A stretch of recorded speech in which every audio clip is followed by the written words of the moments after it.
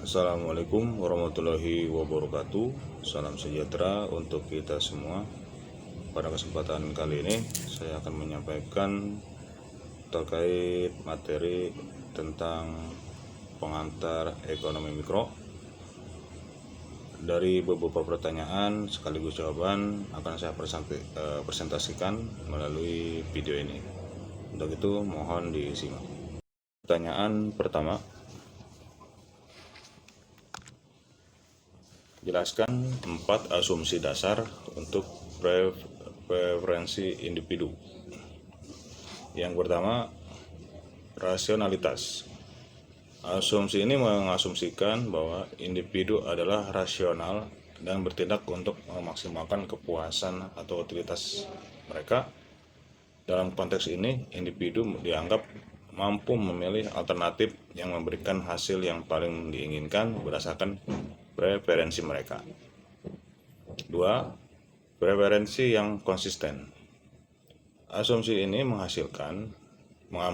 mengasumsikan bahwa preferensi individu adalah konsisten dan dapat diurutkan secara transitif. Dalam arti lain, jika individu lebih memilih A daripada B dan B daripada C, maka mereka juga akan lebih memilih A daripada C. Asumsi ini memungkinkan adanya perankingan alternatif yang konsisten berdasarkan preferensi individu.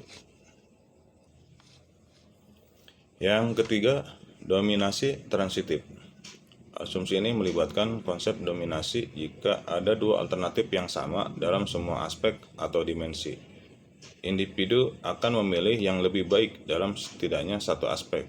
Misalnya, jika dua produk memiliki harga yang sama, tetapi salah satu produk memiliki kualitas yang lebih tinggi, individu akan memilih produk dengan kualitas yang lebih tinggi. 4. Kepentingan yang terbatas. Asumsi ini mengasumsikan bahwa preferensi individu terbatas pada beberapa aspek atau dimensi tertentu, dan individu tidak mempertimbangkan secara menyeluruh semua konsekuensi yang mungkin dari setiap alternatif. Ini disebabkan oleh keterbatasan informasi, waktu, atau sumber daya kognitif individu. Asumsi-asumsi dasar ini membantu dalam membangun model teoritis dan memahami perilaku konsumen serta pengambilan keputusan individu dalam ekonomi. Namun, penting untuk diingat bahwa asumsi-asumsi ini bersifat idealis dan tidak selalu mencerminkan secara sempurna preferensi individu dalam kehidupan nyata. Pertanyaan nomor 1 poin B. Jelaskan mengapa kurva indiferensi tidak dapat saling berpotongan. Kurva indiferensi. Ada beberapa alasan mengapa kurva indiferensi tidak dapat saling berpotongan. Pertama, asumsi kompleksitas preferensi. Kurva indiferensi didasarkan pada asumsi bahwa preferensi individu konsisten dan transitif. Jika dua kurva indiferensi saling berpotongan, itu akan menyiratkan bahwa individu memiliki preferensi yang bertentangan atau inkonsisten. Ini akan melanggar asumsi dasar tentang kekonsistenan preferensi yang diperlukan untuk membangun model pengambilan keputusan yang konsisten. Kedua, tingkat kepuasan yang setara. Kurva indiferensi menggambarkan kombinasi barang yang memberikan tingkat kepuasan yang setara bagi individu. Jika dua kurva indiferensi saling berpotongan, itu akan berarti ada kombinasi barang yang memberikan tingkat kepuasan yang berbeda pada titik potongan tersebut. Ini akan melanggar asumsi dasar bahwa kurva indiferensi adalah tingkat kepuasan yang setara. Selanjutnya, kurva indiferensi adalah kontur. Kurva indiferensi menggambarkan garis kontur yang menunjukkan tingkat kepuasan yang sama. Jika dua kurva indiferensi saling berpotongan, itu akan berarti ada titik yang berbeda pada tingkat kepuasan yang berbeda secara bersamaan, yang bertentangan dengan konsep garis kontur itu sendiri. Ada beberapa alasan mengapa kurva indiferensi tidak dapat saling berpotongan. Secara keseluruhan, ketidakmungkinan potongan atau persimpangan antara kurva indiferensi diperoleh dari asumsi-asumsi dasar yang digunakan dalam analisis preferensi konsumen. Ini membantu untuk membangun model yang konsisten dan memahami preferensi individu secara lebih sistematis. Pertanyaan selanjutnya, jelaskan mengapa tingkat substitusi marginal dua barang harus sama dengan rasio barang tersebut agar kepuasan konsumen mencapai kepuasan maksimal. Tingkat substitusi marginal dua barang adalah perubahan sejumlah barang yang dikorbankan dari satu barang untuk mendapatkan tambahan satu unit barang lainnya. Sementara rasio barang adalah perbandingan antara harga atau biaya relatif kedua barang tersebut. Untuk mencapai kepuasan maksimal atau utilitas maksimal, individu harus memaksimalkan utilitas total mereka dalam batasan anggaran yang ada. Dalam hal ini, penting untuk mempertimbangkan tingkat substitusi marginal dan rasio barang. Penjelasannya sebagai berikut. Tingkat substitusi marginal dua barang yang sama. Ketika individu mengalokasikan sumber daya mereka antara dua barang, tingkat substitusi marginal yang sama antara kedua barang tersebut menunjukkan bahwa individu memperoleh manfaat tambahan yang setara dengan memindahkan sumber daya dari satu barang ke barang lainnya. Jika tingkat substitusi marginal tidak sama, individu masih dapat meningkatkan kepuasan mereka dengan mengalokasikan sumber daya dengan tingkat substitusi yang lebih tinggi. Kedua, rasio barang yang sama. Rasio barang mencerminkan perbandingan harga relatif antara dua barang tersebut. Jika rasio barang tidak seimbang, misalnya satu barang relatif lebih murah daripada yang lain, individu dapat meningkatkan utilitas total mereka dengan mengalokasikan lebih banyak sumber daya ke barang yang relatif lebih murah. Ini berarti bahwa individu dapat memperoleh manfaat yang lebih besar dengan biaya yang lebih rendah. Kesimpulannya adalah, jadi ketika tingkat substitusi marginal dua barang sama dengan rasio barang, ini menunjukkan bahwa perubahan dalam alokasi sumber daya antara kedua barang tersebut menghasilkan keuntungan tambahan yang setara dengan biaya relatif antara kedua barang tersebut. Dalam kondisi ini, utilitas total individu mencapai titik maksimum, di mana tidak ada alokasi sumber daya yang lebih baik yang dapat meningkatkan kepuasan mereka. Dalam ekonomi, prinsip ini dikenal sebagai kondisi kesetimbangan, sebagai kondisi kesetimbangan konsumen, di mana tingkat substitusi marginal dua barang sama dengan rasio barang untuk mencapai alokasi sumber daya yang efisien dan memaksimalkan kepuasan konsumen. Pertanyaan selanjutnya, jelaskanlah istilah ceteris paribus. Ceteris paribus adalah istilah dalam ilmu ekonomi yang digunakan untuk menyatakan asumsi bahwa semua faktor selain dari yang sedang dipertimbangkan dalam analisis akan tetap konstan atau tidak berubah. Dalam bahasa Latin, ceteris paribus berarti dengan faktor lainnya tetap sama atau dalam keadaan lainnya tetap konstan. Konsep ini digunakan untuk memudahkan analisis dan memfokuskan perhatian pada hubungan sebab akibat antara dua variabel tertentu tanpa terpengaruhi oleh faktor-faktor lain yang mungkin mempengaruhinya. Dengan asumsi ceteris paribus, para ekonom dapat memperoleh pemahaman yang lebih jelas tentang hubungan antara variabel-variabel tersebut. Contoh penggunaan ceteris paribus dalam ekonomi adalah sebagai berikut. Permintaan dan harga. Misalnya, dengan asumsi ceteris paribus, kita dapat menyatakan bahwa dengan meningkatnya harga suatu produk, permintaan akan cenderung menurun. Ini mengasumsikan bahwa faktor-faktor lain dapat mempengaruhi permintaan, seperti pendapatan konsumen, preferensi konsumen, dan harga pokok lain tetap tidak berubah. Dalam hal penawaran, asumsi ceteris paribus memungkinkan kita untuk mengatakan bahwa dengan meningkatnya harga suatu produk, penawaran akan cenderung meningkat. Ini mengasumsikan bahwa faktor-faktor lain yang dapat mempengaruhi penawaran seperti biaya produksi, teknologi, dan kebijakan pemerintah tetap tidak berubah. Penggunaan ceteris paribus adalah efek suatu kebijakan. Dalam analisis kebijakan ekonomi, Asumsi ceteris paribus memungkinkan kita untuk memeriksa dampak kebijakan tertentu pada variabel ekonomi tertentu, sementara faktor-faktor lain dianggap tetap konstan. Misalnya, dengan asumsi ceteris paribus, kita dapat memprediksi dampak peningkatan pajak pada jumlah barang yang dikonsumsi oleh konsumen.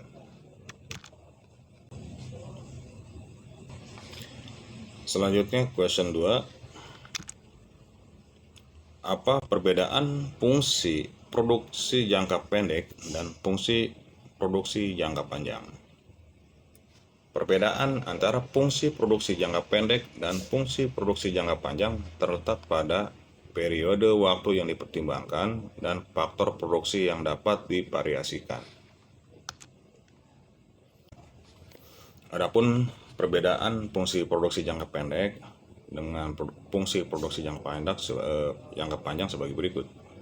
Pertama, dari periode waktu, fungsi produksi jangka pendek mencakup periode waktu yang relatif singkat, di mana satu atau beberapa faktor produksi tetap atau tidak dapat berubah. Contoh, bangunan pabrik, peralatan, atau kapasitas produksi yang sudah ada. Kedua, faktor produksi yang dapat divariasikan. Dalam jangka pendek, hanya faktor produksi variabel yang dapat diubah untuk mengubah output produksi. Faktor produksi variabel adalah faktor-faktor yang dapat diubah jumlahnya dalam jangka pendek, seperti tenaga kerja atau bahan baku.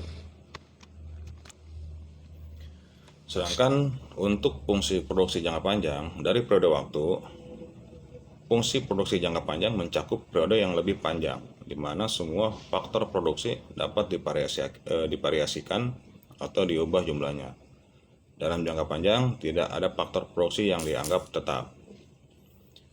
Selanjutnya, untuk faktor produksi yang dapat divariasikan, dalam jangka panjang, semua faktor produksi dapat diubah jumlahnya. Hal ini termasuk faktor produksi tetap dalam jangka pendek, seperti kapasitas produksi dan peralatan. Perusahaan dapat membangun, memperluas, atau mengurangi kapasitas produksi mereka, serta mengubah jumlah faktor produksi lainnya sesuai kebutuhan. Untuk selanjutnya, mengapa produksi marginal dapat meningkat dan kemudian menurun dalam jangka pendek? Produksi marginal adalah perubahan output tambahan yang dihasilkan oleh satu unit tambahan dari faktor produksi yang digunakan. Dalam jangka pendek, produksi marginal dapat mengalami peningkatan dan kemudian penurunan.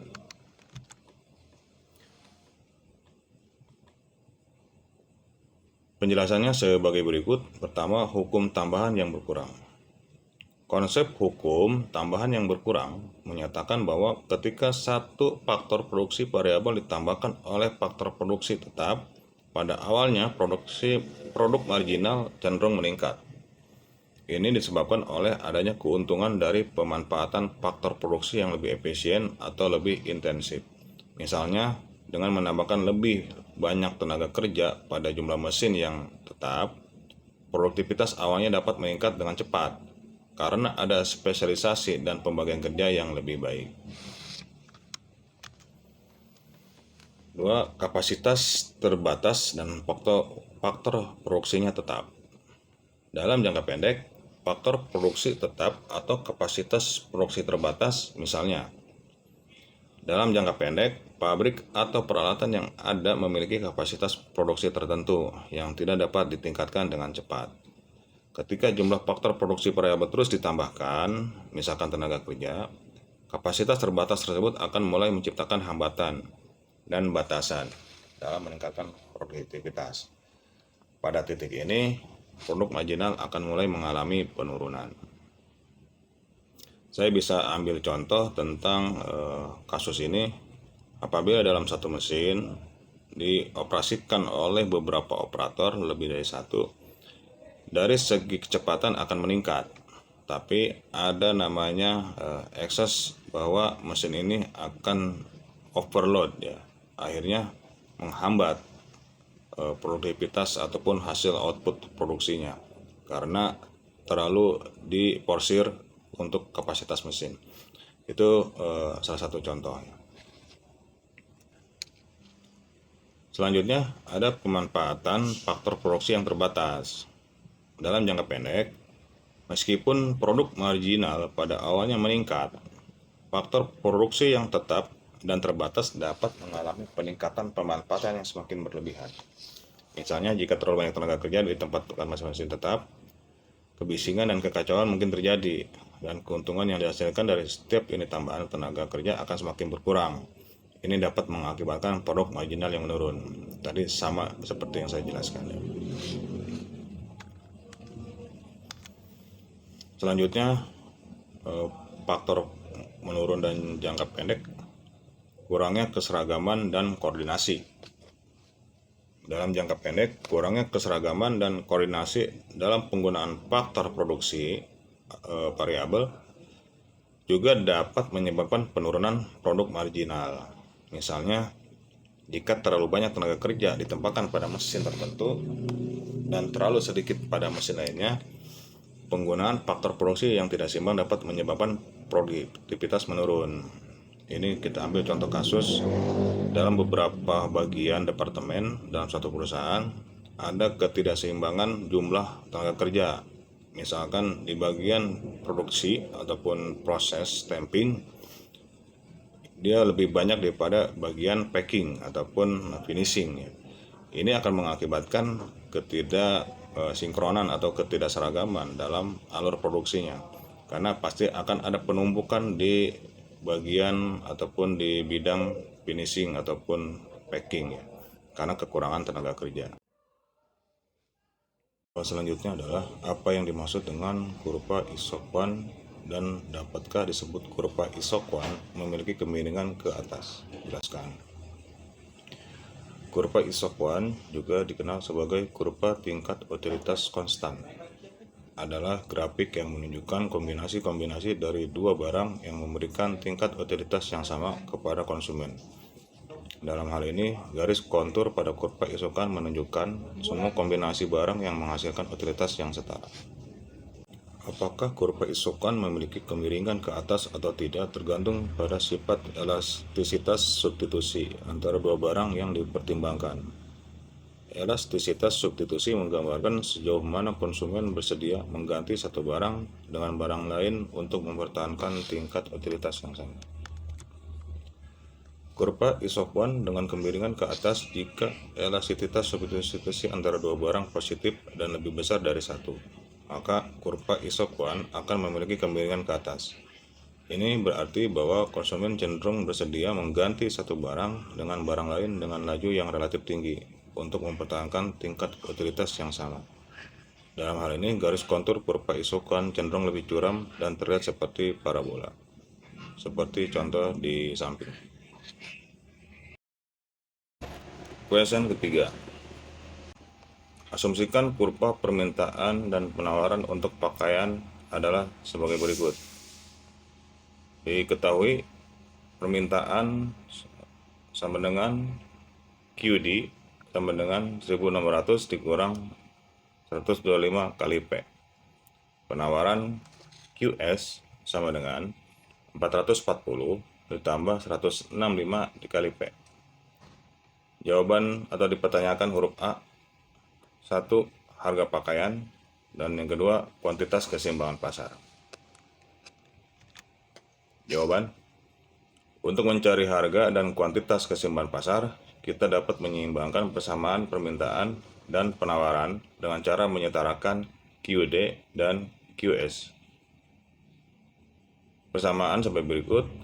QD sama dengan QS, 1600 dikurang 125 P sama dengan 440 ditambah 165 dikali P.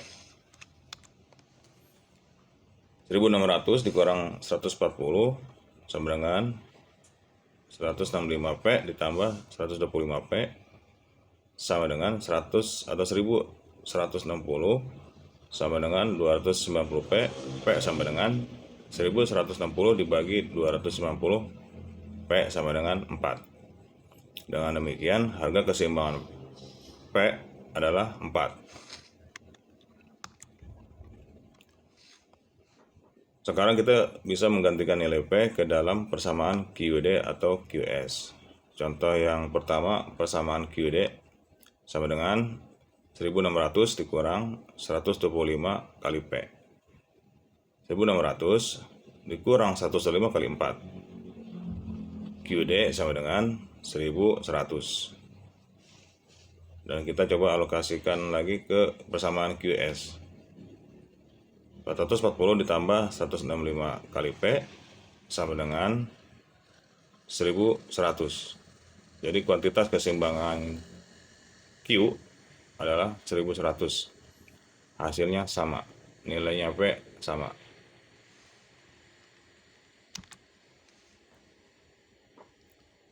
Selanjutnya untuk huruf B yang ditanyakan adalah hitunglah fresh elasticity of supply atau US dan fresh elasticity of demand atau ED pada keseimbangan. Jawaban: elastisitas harga penawaran atau ES, kita menggunakan rumus ES sama dengan DQS per QS dibagi D ataupun permintaan harga dibagi V. DQS sama dengan QS1 dikurang QS0 sama dengan 440 ditambah 160 P1 dikurang 440 plus 165 P0. 165 V1 dikurang 165 V0 sama dengan 0. Hasilnya 0 ya. Karena perubahan harga atau DV adalah 0 pada titik keseimbangan, elastisitas harga penawaran S akan menjadi tak hingga atau tidak terdefinisi ya. Karena kita tahu huruf atau angka berapapun apabila pengalinya atau pembaginya bernilai 0, maka hasilnya tidak terhingga ya. Itu rumus perkalian. Jadi untuk huruf B, elastisitas harga penawarannya itu nilainya 0 atau tidak terdefinisikan ya, atau tak terhingga. Selanjutnya untuk huruf C, elastisitas harga penawaran atau fresh elasticity of supply mengukur sejauh mana penawaran suatu barang akan bereaksi terhadap perubahan harga. Elastisitas harga permintaan atau fresh elasticity of demand mengukur sejauh mana permintaan suatu barang akan bereaksi terhadap perubahan harga.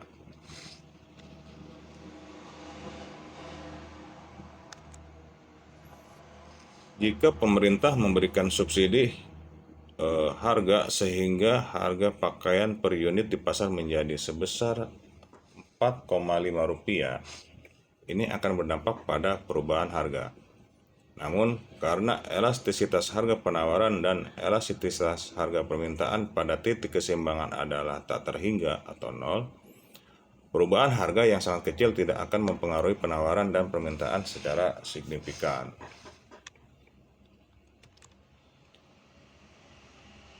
Selanjutnya untuk huruf D, untuk menghitung excess supply atau excess demand akibat kebijakan pemerintah, kita perlu mengetahui perbedaan antara jumlah barang yang ditawarkan dan jumlah barang yang diminta pada harga subsidi yang diberikan.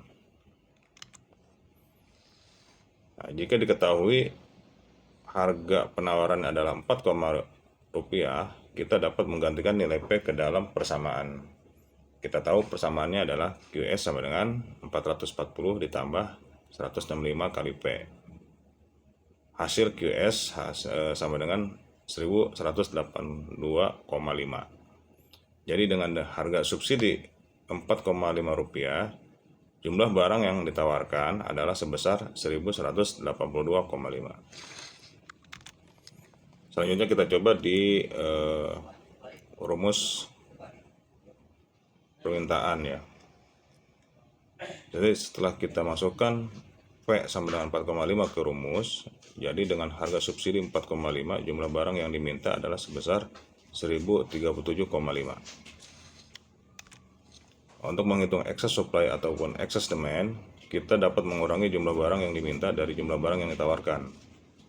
Excess supply sama dengan QS dikurang QD. excess supply sama dengan 1182,5 dikurang 1037,5. Jadi excess supply jumlahnya adalah 145 piece. Akibat kebijakan subsidi tersebut, excess supply sebesar 140 unit pakaiannya. Jadi ada dampak dari harga subsidi dari pemerintah untuk excess supply-nya sebesar 145 unit pakaian.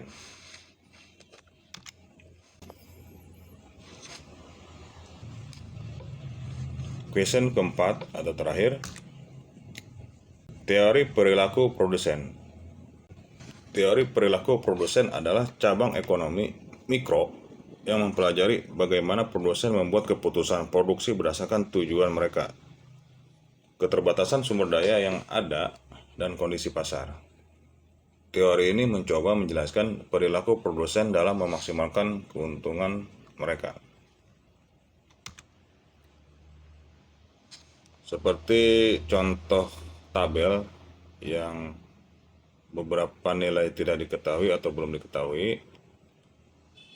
Dalam mengerjakan tugas ini, saya mengkonversikan beberapa rumus ya. Yang pertama adalah rumus MP ataupun margin produk sama dengan total output atau produksi dibagi total tenaga kerja atau TL.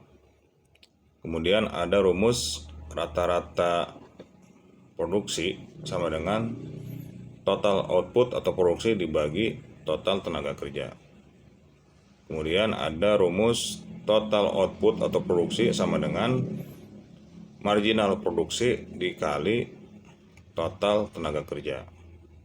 Dan ada total output sama dengan rata-rata margin dikali total tenaga kerja. Jadi dari konversi rumus tersebut bisa diketahui dan bisa diisi beberapa kolom yang masih kosong. Untuk yang pertama, dengan tenaga kerja satu orang menghasilkan output 1000 piece, maka margin produk sama dengan 1000 piece dan rata-rata output adalah 1000 juga.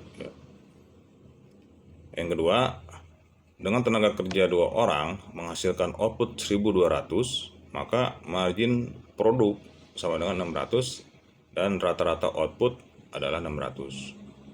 Ketiga, dengan tenaga kerja 3 orang menghasilkan output 2100, maka margin produk sama dengan 700 dan rata-rata outputnya adalah 700. Dengan tenaga kerja 4 orang yang menghasilkan output 2100, maka margin produk sama dengan 525 dan rata-rata output adalah 525. Ada penurunan. Dengan tenaga kerja 5 orang menghasilkan output 2000, maka margin produknya adalah 400 dan rata-rata output adalah 400. Bisa disimpulkan dengan grafik bahwa di awal produksi ini nilai marginal produk sempat meningkat ya. Dengan tenaga kerja 3 orang ada maksimum produksi. Lalu kemudian menurun. Turunnya nilai marginal produk ini yang dikenal dengan the law of diminishing return ya.